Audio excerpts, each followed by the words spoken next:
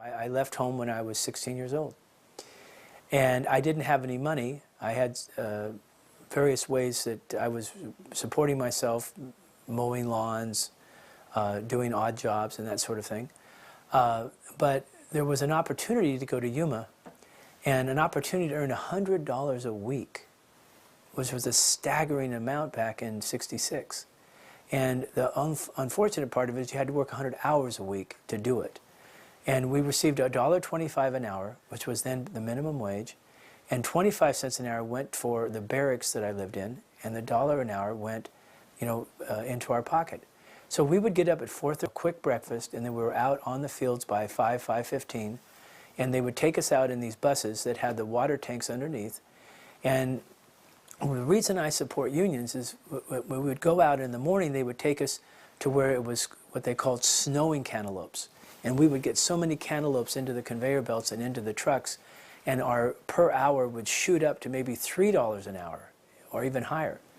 But then in the afternoons, they would take us out to fields in which you couldn't find a cantaloupe with a telescope.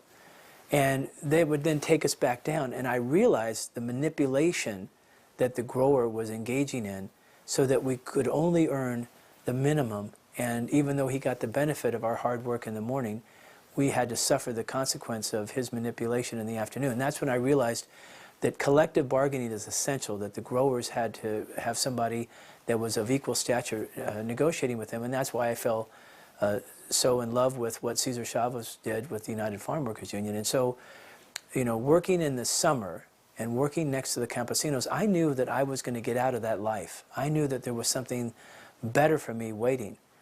But what it struck me that was so devastating was I knew those campesinos, that they were going to be stuck in that life for their entire lives. And I will tell you that what many of the campesinos, although we worked with conveyor belts where we leaned down and we picked up the cantaloupe like this and we walked down the V rows, the preseros would use bags. And when they would go through like locusts, they would pick those cantaloupes so fast and they would get their hourly rates up because that's the only way they could afford to support their families. And they lived, it was as close to slavery as anything that you could imagine. And they are there today. And you drive through Yuma during the picking part of the summer, and you look out and you see those people and you realize they have to have representation. They have to have some level of social justice. And that's where I became committed to the goals of the United Farm Workers Union.